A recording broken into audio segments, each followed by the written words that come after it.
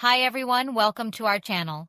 Today we are discuss about basics of HTML elements. HTML elements are the building blocks of every web page. They define the structure and content, organizing information for browsers to display. What are HTML elements? Actually, HTML elements consist of tags, attributes, content. Tags means the core identifiers that define the type of content. For example, heading, paragraph, link.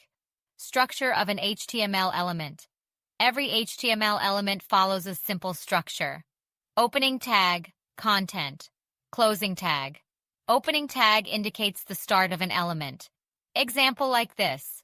Content tag is the information contained within. Example, welcome to my website. Closing tag marks the end of the element. Example like this. Here's some examples for HTML elements. Heading element. Paragraph element. Link element.